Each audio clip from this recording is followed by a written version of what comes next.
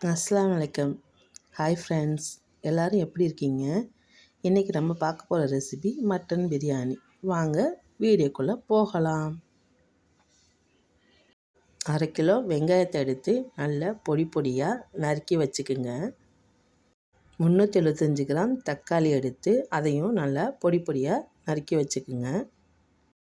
ஒரு கையளவு மல்லி இலை, ஒரு கையளவு புதினா, 5 பச்சை மிளகா எடுத்து நறுக்கி வச்சுக்குங்க. 1 கிலோ மட்டன் எடுத்து நல்லா சுத்தம் பண்ணி எடுத்து வச்சுக்குங்க.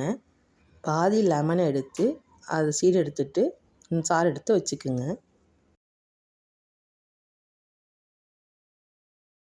ஒரு 5 லிட்டர் குக்கர் எடுத்துக்குங்க. அதில் 2 டேபிள் ஸ்பூன் நெய் சேர்த்துக்குங்க. ஒரு 150 ml எண்ணெய் சேர்த்துக்குங்க.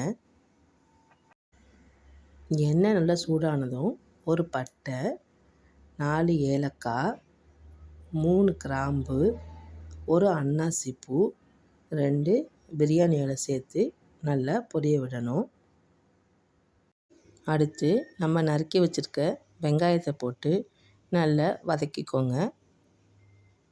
வெங்காயம் சீக்கிரம் வதங்கிறதுக்காக ஒரு 1/2 டேபிள் ஸ்பூன் உப்பு சேர்த்துக்குங்க. அப்போ தான் வெங்காயம் சீக்கிரமாக வதங்கி வரும்.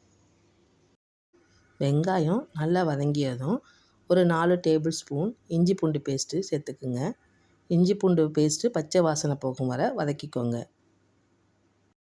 அதோட நம்ம வெட்டி வச்சுருக்க பச்சை மிளகாய், மல்லி, புதினா எல்லாத்தையும் சேர்த்து நல்லா வதக்கிக்கோங்க. மல்லி, புதினா நல்லா வதங்கியதும் நம்ம நறுக்கி வச்சுருக்கிற தக்காளியை சேர்த்து நல்லா வதக்கிக்கோங்க. தக்காளி சீக்கிரம் வதங்கிறதுக்காக ஒரு 1/4 டீஸ்பூன் உப்பு சேர்த்துக்கோங்க.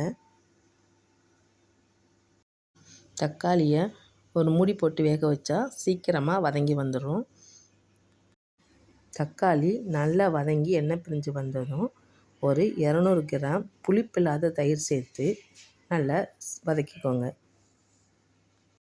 அதில் நம்ம சுத்தம் பண்ணி வச்ச 1/4 கிலோ மட்டனை சேர்த்து நல்லா வதக்கிக்கணும்.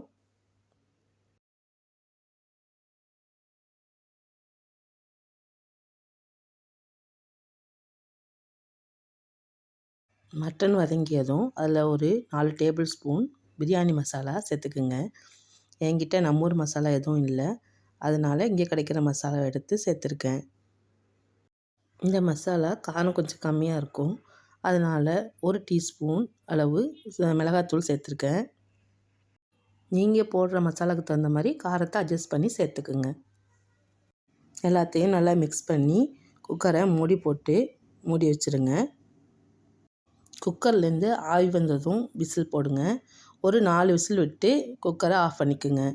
முழுசாக ஆவி இறங்கின பிறகு குக்கரை ஓப்பன் பண்ணி பார்க்கணும். அடுத்து ஒரு பிரியாணி போடுற சட்டியில் 1 கப் அரிசிக்கு 1/2 கப் தண்ணின்னு எடுத்திருக்கேன். இன்றைக்கி நான் 1/4 கிலோ மட்டனுக்கு 1 கிலோ பாஸ்மதி அரிசி எடுத்திருக்கேன். நீங்கள் 1/4 கிலோவுக்கு 1/4 கிலோ அரிசி கூட எடுத்துக்கலாம். அதில் 1/2 மூடி எலுமிச்சை பழத்தை நல்லா பிழிஞ்சு விட்டுக்குங்க. தண்ணி கொதித்ததும் நம்ம ஊற வச்சுருந்த அரிசியை அதில் சேர்த்துக்கணும். அரிசியை ஒரு 20 நிமிஷம் ஊற வச்சுக்கணும். அதை நான் சொல்ல மறந்துட்டேன். நீங்கள் அரிசியை களைஞ்சி ஒரு 20 நிமிஷம் ஊற வச்சுக்குங்க. அரிசியை போட்டு நல்லா மிக்ஸ் பண்ணி ஒரு மூடியை போட்டு மூடி வச்சுக்குங்க. தண்ணி நல்லா வற்றி வந்ததும் சமப்படுத்தி தம் பண்ணிக்க வேண்டியது தான். தம் போடுறதுக்காக ஒரு அகலமான சட்டி எடுத்து அதில் தண்ணி எடுத்து கொதிக்க வச்சுக்குங்க.